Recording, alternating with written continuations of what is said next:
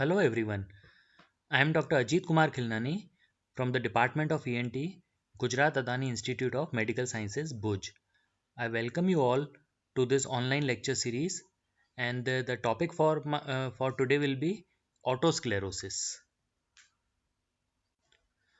Now, before I move on to autosclerosis, we will just revise the anatomy of the labyrinth or the inner ear, which is pertinent to this disease autosclerosis.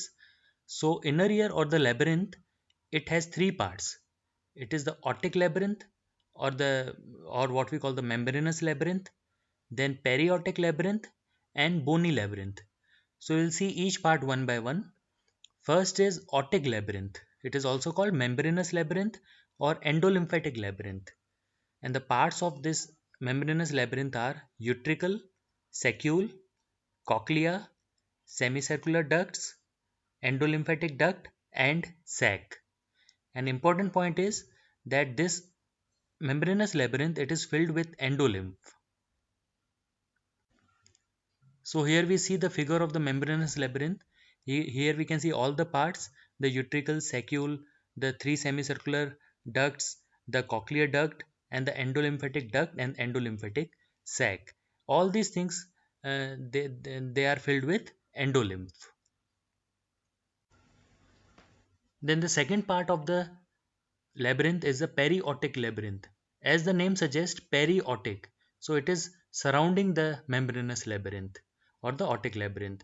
And the parts of the periotic labyrinth, they are the vestibule, the scala tympani, scala vestibuli, the perilymphatic sac of the semicircular canals, the periotic duct. And this periotic duct, it surrounds the endolymphatic duct. And this part of the labyrinth, that is periotic labyrinth, it is filled with perilymph. And the third part, it is called bony labyrinth or the otic capsule. So we can say that this is a protective covering of the membranous labyrinth, this bony labyrinth. And this bone, it is made up of three layers: the innermost layer, which is the endosteal layer; the middle layer, it is the enchondral layer, which develops from the cartilage, and later it ossifies into bone. That is why it is called enchondral. And the periosteal layer. This periosteal layer, it covers the bony labyrinth. So this is again a figure in which we can see the two parts of the inner ear or the labyrinth. The blue one is the bony labyrinth, which is covering the membranous labyrinth, which is depicted here in the orange color. And the space between the bony labyrinth and the membranous labyrinth, it is called the periotic labyrinth. The membranous labyrinth, it is filled with endolymph, and the periotic labyrinth or the periotic space, it is filled with perilymph. So we have two fluids in the inner ear, the perilymph and the endolymph. And this is the cut section of the cochlea. So here we can see that cochlea is on cut section. There are three parts of this cochlea. The upper one is the scala vestibuli, the middle one is the scala media or the cochlear duct, which is a part of membranous labyrinth, and the lower one is the scala tympani. Now to remember, we can remember it like VMT. For example, there is a PMT examination, so we can remember VMT: vestibuli, media, tympani. Now vestibuli and tympani, they are the periotic labyrinth. So they are filled with perilymph, while scala media, it is the membranous labyrinth or the otic labyrinth. So it is filled with endolymph. Now with this background, we will see what is autosclerosis.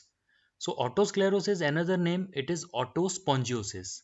Now it is a disease of the bony labyrinth where one or more foci of the irregularly laid spongy bone replaces part of the normally dense enchondral bone. Now we saw that the bony labyrinth, it had three layers. One of them was enchondral layer. So in that enchondral layer, it is a dense enchondral layer. And if some parts of it, if it is replaced by irregularly laid spongy bone, then that disease or that pathology, it is called autosclerosis or autospongiosis. Etiology of autosclerosis, here there are different points. First is the anatomical basis. Now in anatomical basis, it has been noted that there is a one area which is called fistula antefenestrum. Now this is the area which is located anterior to the oval window, and because of some developmental uh, thing or any genetic thing or any anatomical basis, this particular area is very prone for autosclerosis. And here the enchondral bone, it is replaced by the spongy bone more often. So this is one of the very common sites of autosclerosis. Then hereditary. Now it has been known that autosclerosis, it runs in families, and it has a genetic predisposition in around 50% of the cases. And the mode of inheritance, it is autosomal dominant. So again, it can be asked in the NEET question, which one of the following has a autosomal dominant type of inheritance. So one of the diseases is autosclerosis. Now if you see the race, then it is known that white people, they are more affected than Negroes, and in Indians also this is a very common disease. Then sex. So we it has been noted that females are almost twice more commonly affected than males. Though in some studies it is said that in India there is equal preponderance. However, when asked in exam, we can say that this disease affects females more as compared to males. Then this autosclerosis, it is seen between 20 to 30 years of age, and it is also known that the hearing loss in autosclerosis, it progresses more during the pregnancy and during the menopause. So maybe there is some hormonal involvement also. Then this autosclerosis is also a part of some bony disorders of our body. For example, osteogenesis imperfecta.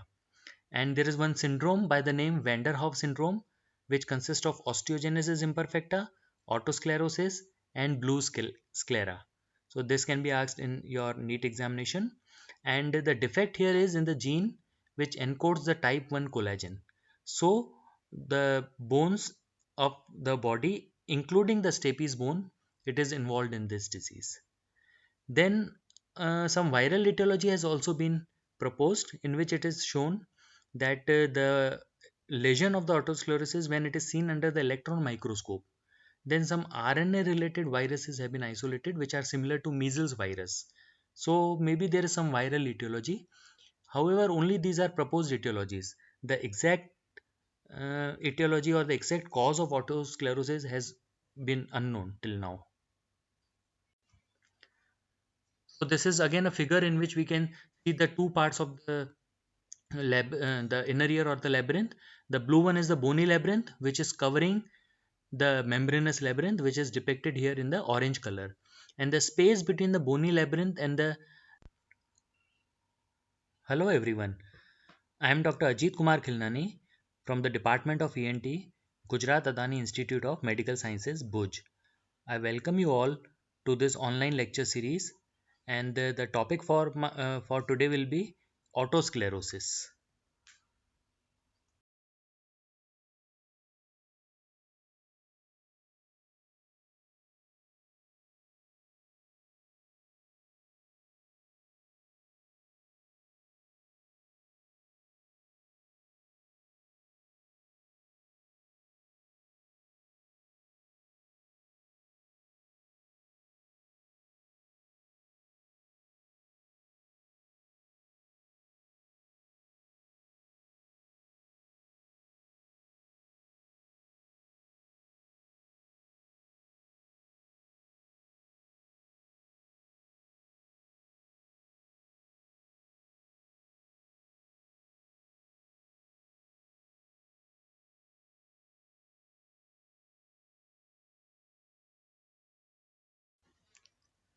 The same five types have been depicted in this figure. So first figure we can see that this is the area of fistula antefenestrum, or the anterior focus type of stapedial autosclerosis.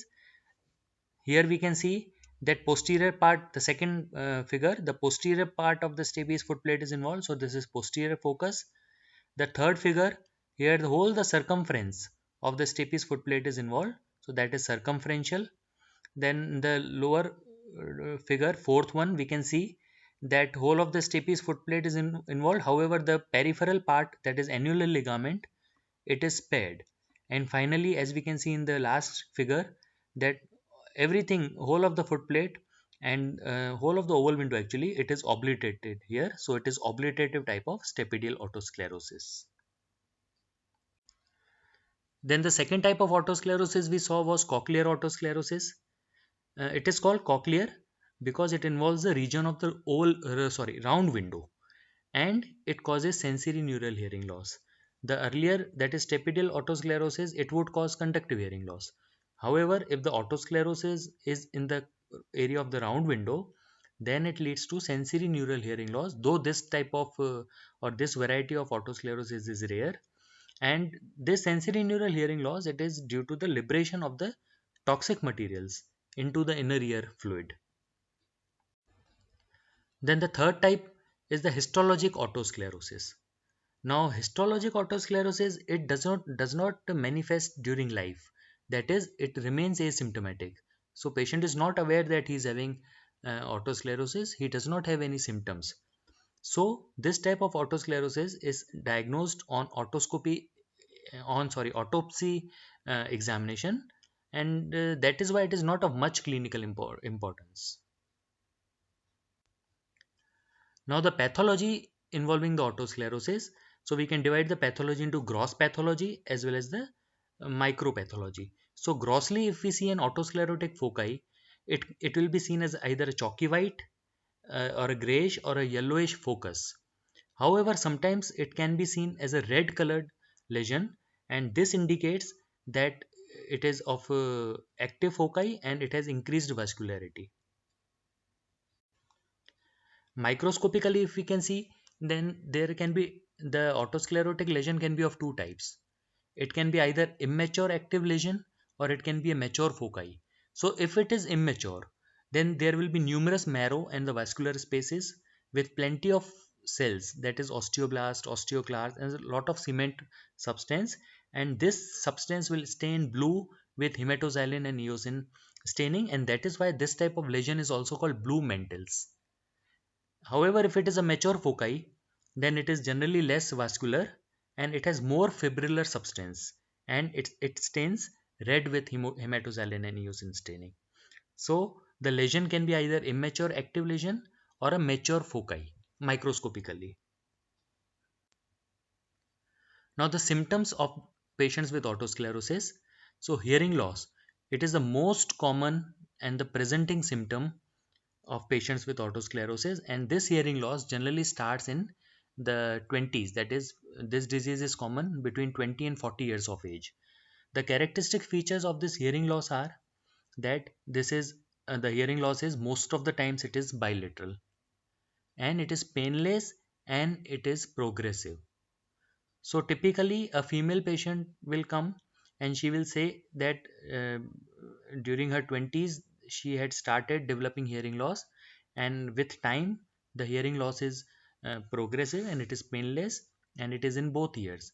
And also, if the patient is nearing the menopause or if she had pregnancy, then she will typically say that the hearing loss increased during those periods. So this is the presenting history of patients with autosclerosis. Another feature is paracusis willisii. It means the patient with autosclerosis hears better in noisy environment than in quiet surroundings. Now the reason here can be that when the patient is in noisy surrounding, the other persons who are talking to this patient, they will generally speak in louder voice. So this patient will hear better when those patients are hearing, and those patients are talking to him in a louder voice because of the noisy environment. And this phenomena, it is seen in it is called paracusis willisii, and this can be asked in your NEET examination, that paracusis willisii is seen in which condition. So it is in autosclerosis. Then continuing with the symptoms, tinnitus can be a symptom, though rarely, and if at all present, it is seen in cochlear type of autosclerosis, not generally with stapedial type. Then vertigo, again, it is a very rare symptom, and speech of patients with autosclerosis, it is typically monotonous, it is well modulated, and soft speech. Now signs.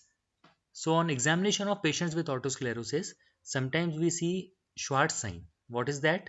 It is the reddish hue which is seen on the promontory through the tympanic membrane. And if this reddish hue is seen, then it indicates that it is active lesion or the active focus. Then patients with autosclerosis, generally the eustachian tube function is normal in those patients. Eustachian tube function can be checked by various methods like Valsalva, Toynbee method, Politzer method, eustachian tube catheterization. So this is normal in patients with autosclerosis. Then on doing tuning fork test, it will depict a conductive type of lesion, especially in stapedial type of autosclerosis. So in this, when we do the Rinne test, it will be negative on the side of the lesion. Negative means bone conduction will be better than air conduction. Then Weber, it is lateralized to the ear with greater conductive hearing loss. So as I told you that autosclerosis is a condition, it is a bilateral condition. So both ears will have conductive hearing loss. However, the side which has more conductive hearing loss, Weber will lateralize to that side. An absolute bone conduction test, it is normal, because absolute bone conduction test is or absolute bone conduction is reduced in sensorineural type of hearing loss, but here because it is conductive type, so ABC will be normal. So typically the tuning fork test will be Rinne negative, Weber lateralized to the ear with greater hearing loss, and ABC will be normal. Then on audiological evaluation of such patients, on pure tone audiometry we'll see there will be an air bone gap, again depicting the conductive nature, and the bone conduction thresholds are almost normal at all frequencies, except that there is a dip at 2000 hertz, and this dip, it is called Carhart's notch. So again, it is a very important question from your exam point of view, that what is Carhart's notch, at what frequency it is seen, in what disease it is seen. So it is seen at 2000 hertz in bone conduction in autosclerosis. Now reason for this dip in the bone conduction is that every part of the ear, it has a natural resonating frequency, and the stapes, the natural resonating frequency of the stapes, it is in the range of 2000. So when stapes is fixed, as in autosclerosis, the this 2000 hertz frequency is maximum affected, and hence the bone conduction shows a dip at 2000 hertz frequency, which is called Carhart's notch. Then on speech audiometry, there will be normal speech discrimination scores. Now, speech discrimination scores, they are typically reduced if there is sensory neural hearing loss. So here it is conductive, so the speech discrimination scores will be normal. Then on tympanometry, it is very important investigation in autosclerosis. So on tympanometry, we will see that there is AS type of curve. AS type of curve means the compliance is reduced. So we'll see in the subsequent slides how does an AS type of curve look like. Then stapedial reflex will be absent because the stapes is fixed. So on hearing the sound, there will be no movement of the stapes, hence stapedial reflex will be absent. So these are all the audiological findings which are typical of a case of autosclerosis. Now this is a pure tone audiogram in which here we can see the upper uh, broken lines which depicts the bone conduction. The bone conduction is normal at other frequencies except at 2000 hertz, where here we can see that there is a dip in the bone conduction, and this dip, it is called Carhart's notch. And there is also airborne gap, which is more common in lower frequencies, and this is suggestive of conductive hearing loss. So this is a typical audiogram of a patient with autosclerosis. Then the second part of the labyrinth is the periotic labyrinth. As the name suggests, periotic. So it is surrounding the membranous labyrinth or the otic labyrinth. And the parts of the periotic labyrinth, they are the vestibule, the scala tympani, scala vestibuli, the perilymphatic sac of the semicircular canals, the periotic duct. And this, then continuing with the symptoms, tinnitus can be a symptom, though rarely, and if at all present, it is seen in cochlear type of autosclerosis, not generally with stapedial type. Then vertigo, again, it is a very rare symptom, and speech of patients with autosclerosis, it is typically monotonous, it is well modulated, and soft speech.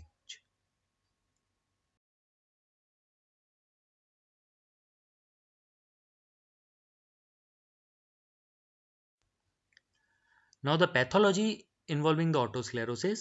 So we can divide the pathology into gross pathology as well as the micropathology. So grossly, if we see an autosclerotic foci, it will be seen as either a chalky white or a grayish or a yellowish focus. However, sometimes it can be seen as a red colored lesion, and this indicates that it is of active foci and it has increased vascularity.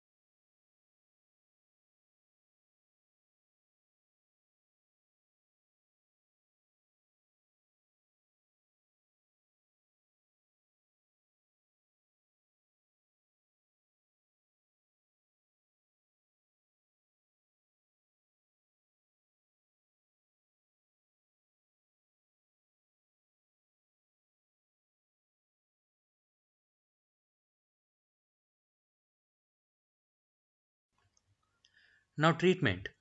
So, treatment of autosclerosis can be medical or it can be surgical. Now, although not many drugs are effective against autosclerosis, but sodium fluoride, it has been shown that it hastens the development of the mature foci so that the cochlea is not damaged further. However, the results are not very convincing and it is not a very routinely prescribed medication. But still, if in your exams you are asked, then only one drug has been tried for autosclerosis, that is sodium fluoride. Then surgical modality. Surgery, the nowadays the treatment of choice for autosclerosis is stapedectomy with placement of prosthesis. Now there are some other modalities of treatment also, surgical modalities, which I'll discuss later, but they are more of a historical importance nowadays. They are not routinely performed. Nowadays, if you are asked what is the treatment of choice, surgical treatment of choice for autosclerosis, your answer should be stapedectomy with placement of prosthesis. Now, these prostheses nowadays they are available in they are of different shapes, there are different types, and there are different materials. The common ones are the Teflon. They are called pistons actually. Teflon piston, then steel piston, platinum or titanium. Hello everyone. I am Dr. Ajit Kumar Khilnani from the Department of ENT, Gujarat Adani Institute of Medical Sciences, Bhuj. I welcome you all to this online. Now, whenever we are selecting a patient for surgical management, then following things should always be kept in the mind. The first is the hearing threshold should be at least 30 decibel or more, or worse actually. Worse in the sense that airborne gap should be of more than 30 decibels. Because if it is less than 30 decibel, then the patient will not be able to um, uh, appreciate the improvement post operatively, because the handicap of hearing loss of 30 decibel or less is very low. The patient will not be able to appreciate the improvement in the hearing. So at least the hearing threshold or the airborne gap should be more than 30 decibels. Then Rene should be negative. Rene should be negative means it should always be a conductive hearing loss, because if there is any sensory neural component, that cannot be improved after stapes surgery. And third, the speech discrimination score. should be 60% or more. Again, if the patient is having a poor speech discrimination score, then even after step surgery, he will not be able to appreciate the improvement in the hearing. That is why the speech discrimination score should always be more than 60%. So whenever we are selecting a patient for step surgery, then these 3 points should always be kept in mind. So here we see the figure of the membranous labyrinth. Here we can see all the parts: the utricle, saccule, the three semicircular ducts, the cochlear duct, and the endolymphatic duct and endolymphatic sac. All these things, they are filled with endolymph.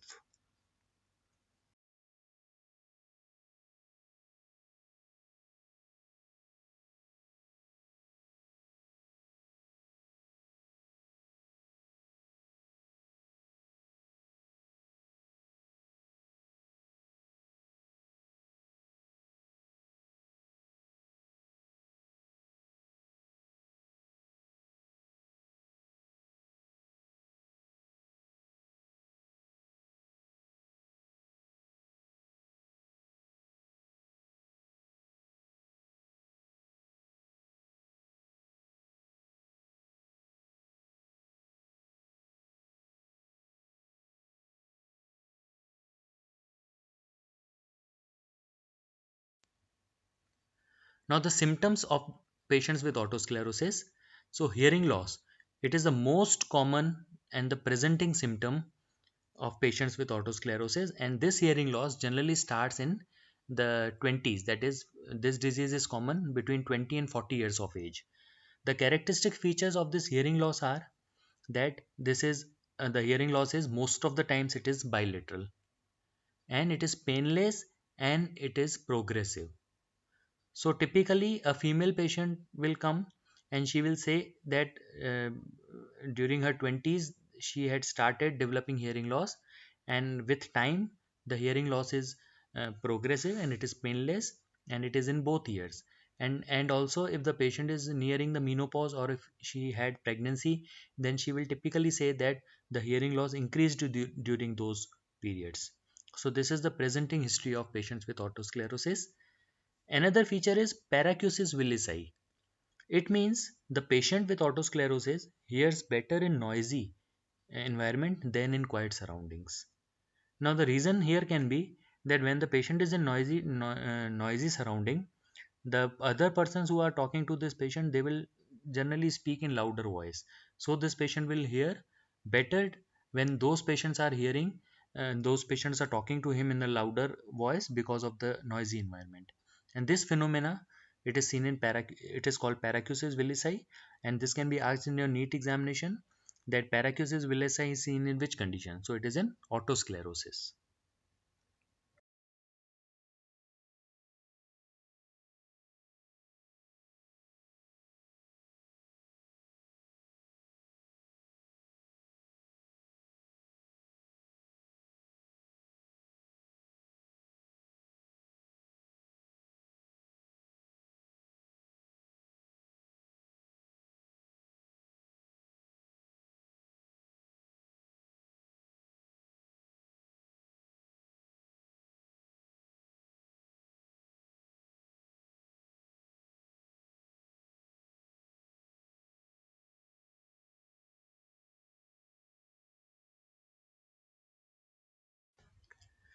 Now, as I told you earlier, that there are other surgical modalities of the treatment of autosclerosis. So, one of them is stapes mobilization. Now, stapes mobilization, it is not done nowadays because it gives temporary results. Here, stapes is just mobilized and it is kept as it is, and it leads to refixation after some time. That is why it is not preferred nowadays. Another second surgery for autosclerosis, which is more of historical importance, it is Lampert's fenestration operation. Now here alternative windows created in the lateral semicircular canal.